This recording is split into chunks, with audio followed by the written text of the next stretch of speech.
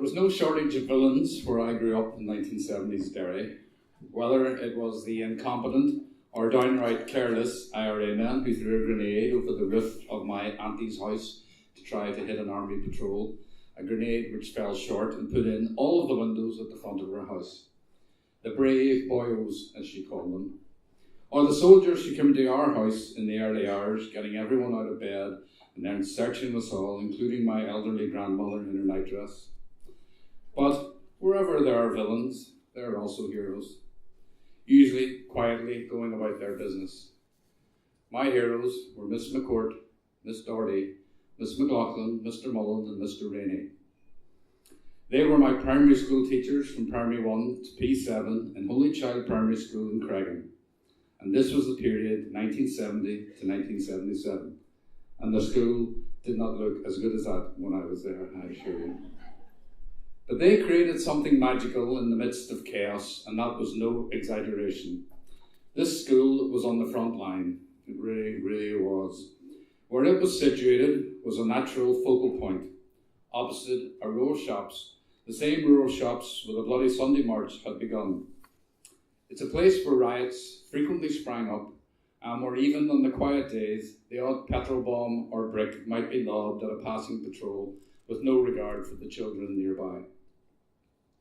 Now, I've told before at 10 by 9 about the day the school was almost hit by the mortar, which smashed into the small community centre next door, which we called the corned beef tin, because it looked like a corned beef tin, just walls, no windows.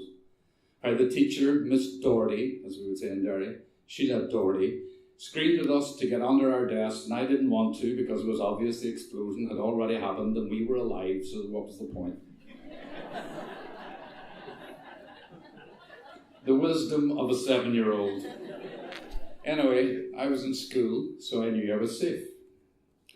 We had floor-to-ceiling windows, which gave us a great view of everything going on outside. And it was always outside the school, never in the school. In the school, we were children learning and playing, just like Peter and Jane in the reading books. For most of us, the violence going on around was just the way of things. We were used to it. In a lot of ways, it was fun, a great adventure.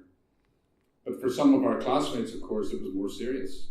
One girl in my class had most of her family wiped out when her father stockpiled petrol bombs in their house, and inevitably they exploded. Now, I loved my primary school, and I still do. It taught me things I will never forget, a love of learning, a love of reading, and a crucial skill, the ability to sew with a needle and thread. So when the school was attacked by vandals a few years ago, only minor damage, but still, I was enraged. I tweeted out my anger at this attack on the plucky little school. I even sent a cheque for a very small amount to the principal, saying, spend this whatever way you see fit, even if it's just to buy the teachers a drink at Christmas. She wrote back to thank me, then promptly lost the cheque, eventually found it when it was out of date, and returned it to me with gratitude, saving me 50 quid. But back to my angry tweet about the vandalism. The tweet had gone out into the universe and I thought little of it. But then I got a message from someone whose name I didn't recognise, Sheila Higgins. Are you the Paul Doran who went to Holy Child Primary School in the 1970s? Well, yes, I am. I was your teacher, Sheila Doherty. OMG.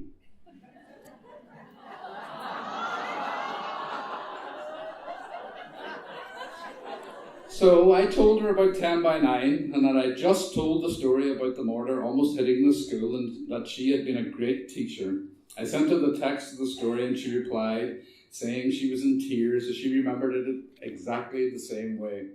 She told me she had printed the story off to show her son, who couldn't believe that such things had happened. So that was nice to reconnect after so many years. And a few weeks later, I was heading to Derry to record a conversation with my auntie, the same one who was so scathing about the brave boyos.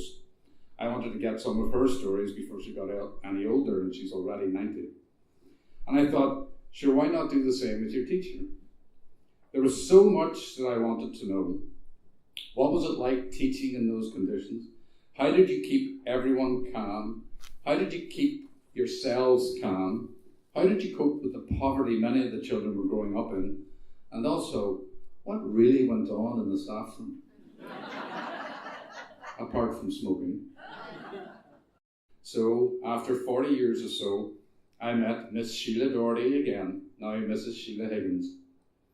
There were so many things that we, as children, couldn't and shouldn't have known about.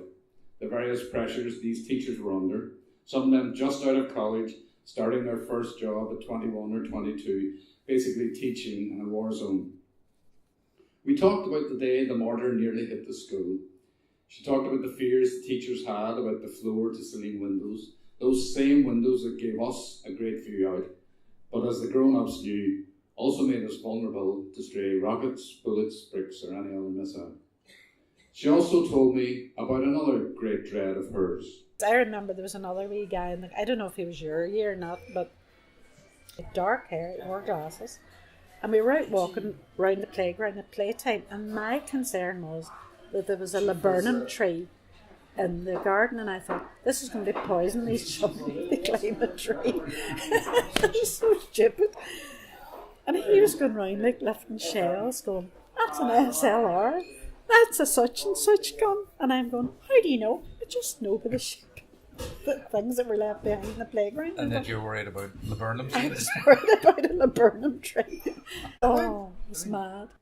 Sheila taught a class of 42 children, some of them from really deprived families. Some were traumatised by their home life and by the Troubles, but the teachers never got any help from outside agencies. No one told them how to deal with the circumstances they were facing every day. They created this bubble of protection deliberately. They knew what they were doing. They refused to close the school, even if pressured to do so by paramilitaries. The school principal, who didn't take the laburnum tree very seriously, just said no. There were evacuation plans in case of emergency. They were prepared, but they were always calm. I asked her how she suspected it was me who tweeted about the school. She said she had seen my name on the credits at the end of Sunday Politics in The View, where I was working, and she said to her husband, do you think that's my Paul Doran? Don't be silly, he said, there's probably hundreds of Paul Dorans. Thanks very much. But then, when she read the tweet and saw my picture, she said she knew. The child never goes, she said. The more I remembered, and the more that Sheila Higgins or Miss Doherty had told me, the more I was in awe. Not just of Miss Doherty, Primary 2 and 3, Miss McCourt, Primary 1, Miss McLaughlin, P4, Mr. Mullen, P5 and 6, and Mr. Rainey in P7, but also Miss McMaster, Miss O'Summahine, Miss Doran, no relation, Mrs. McDade, Miss Gurkian, all of the teachers who had created that wonderful place, the little school on the front line, Holy Child, a place made by heroes.